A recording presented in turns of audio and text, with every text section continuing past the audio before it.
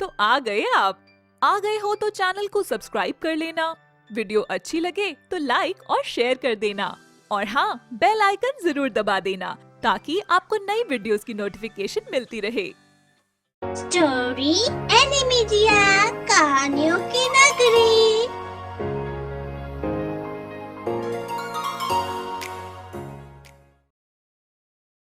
ये कहानी है बरेली की, जहाँ मुन्नी अपने बाबा मोहनदास के साथ रहती थी। मोहनदास एक फैक्ट्री में वर्कर का काम करता था। वो ज्यादा नहीं कमाता था, लेकिन इतना तो कमा लेता था कि वो अपने बच्चे का ध्यान अच्छे से रख सके। पहले मोहन फैक्ट्री में काम करता था, फिर घर जाकर अपनी बेटी के लिए खाना बनाता था, क्योंकि मुन्नी की माँ दुनिया में नहीं थी। उसको जन्म देते समय उसकी माँ का देहांत हो गया था। तब से मुन्नी के पिता ही उसका पालन पोषण कर रहे थे। दोनों एक दूसरे के साथ बहुत खुश रहते थे। एक दिन मुन्नी के पिता उसे उठाते हुए कहते हैं, बेटा मुन्नी जल्दी उठ जा, देखो मैंने तुम्हारे लिए क्या बनाया है। अभी उठती हूँ पापा। बेटा मैंने सारा काम कर दिया है, तेरे लिए खाना भी बना दिया है। अब मैं फैक्ट्री जा रहा हूँ, तुम अपना ध्यान रखना। ठीक है पापा। इतना कहकर मोहनदास चला जाता है। मोहनदास अपनी बेटी को जान से ज्यादा प्यार करता था। वो फैक्ट्री में मशीन चला रहा था। तभी अचानक उसका ध्यान भटक गया, जिस कारण उसके हाथ मशीन में आ जाते हैं। बाकी लोग चिल्लाते हैं, देखो देखो भाइयों, मोहनदास का हाथ मशीन में आ गया, चलो इसे जल्दी अस्पताल लेकर चलते हैं। हाँ भाई जल्दी चलो, पता नहीं अब इसका क्या होगा। हम गरीबों का तो सहारा ही हमारे हाथ है। बेचारा मोहनदास अब क्या करेगा। मोहनदास को लोग अस्पताल लेकर जाते हैं। वहाँ उसके दोनों हाथ कट जाते हैं और वह विकलांग हो जाता है। फैक्ट्री के वर्कर उसे घर छोड़ देते हैं।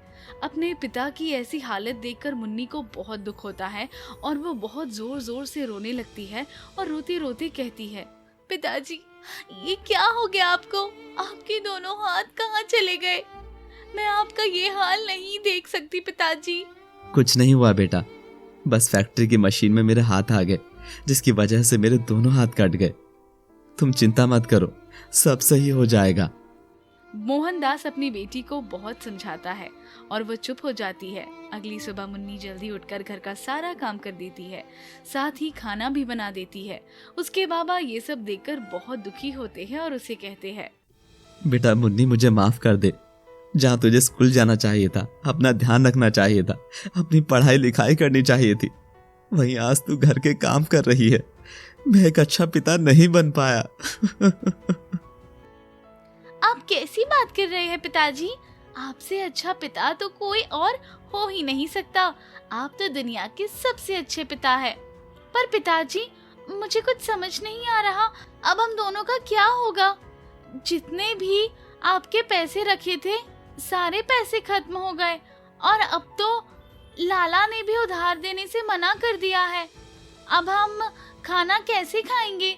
अगर आपको ऐतराज ना हो तो मैं कल से पास के गांव में जाकर घर घर काम करना शुरू कर देती हूँ, जिससे थोड़ी कमाई हो जाएगी। नहीं नहीं बेटा, तेरे ऊपर तो पहले इतना बोझ आ गया है।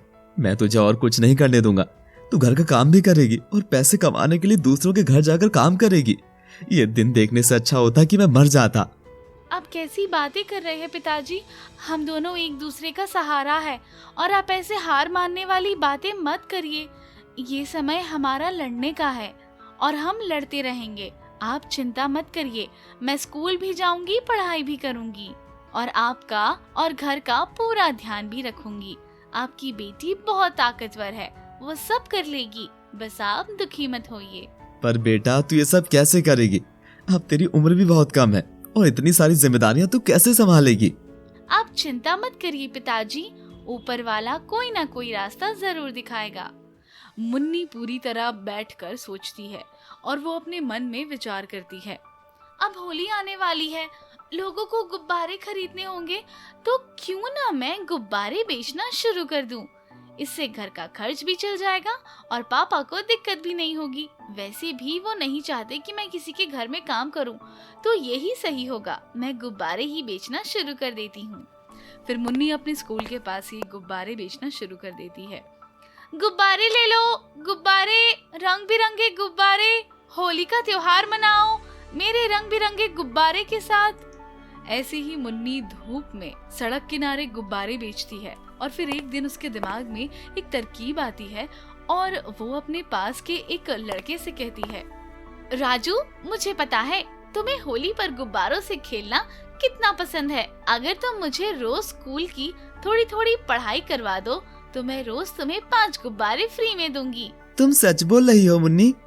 हाँ, मैं बिल्कुल सच बोल रही हूँ। ठीक है, वैसे भी मेरी मम्मी मुझे गुब्बारे खरीदने नहीं देती, तो मैं तुम्हें पढ़ा दूंगा और बदले में तुम मुझे गुब्बारे दे देना।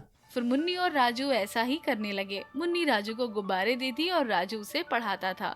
एक दिन मुन्नी स्कूल के बाहर गुब्बारे बेच रही थी, तभी वहाँ पर एक बच्चा सोनू आता है और वो उससे कहता है, दीदी, आपके गुब्बारे कितने सुंदर हैं, कितने रंग बिरंगे हैं, मुझे कुछ गुब्बारे दे दीजिए। हाँ भाई, ले लो, 5 का एक गुब्बारा है। फिर मुन्नी सोनू को गुब्बारे दे देती है। अगले दिन सोनू अपने दोस्त को लेकर आता है और उसके सब दोस्त मुन्नी के गुब्बारे ले लेते हैं। सब उसे कहते हैं, मुन्नी दीदी, आपके गुब्बारे तो बहुत ही अच्छे और सुंदर हैं। इनकी वजह से हमारी होली तो और भी रंगीन और अच्छी हो गई। इससे किसी को नुकसान भी नहीं पहुंचता।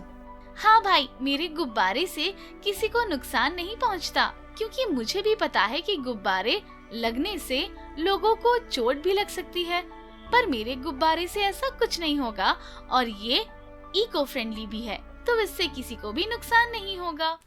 मुन्नी फिर ऐसे ही रोज गुब्बारे बेचने लगी। उधर राजू भी उसे रोज पढ़ाता था। मुन्नी रोज पढ़ती थी और फिर राजू अपनी पुरानी किताबें भी उसे दे देता था और बाकी बच्चों को वो गुब्बारे देकर अपना घर चलाने लगी। धीरे धीरे मुन्नी इतने पैसे कमाने लगी कि उसने एक छोटी सी दुकान ले ली और होली का दिन भी आ जाता है तो बाप बेटी दोनों मिलकर गुब्बारे बेचते हैं।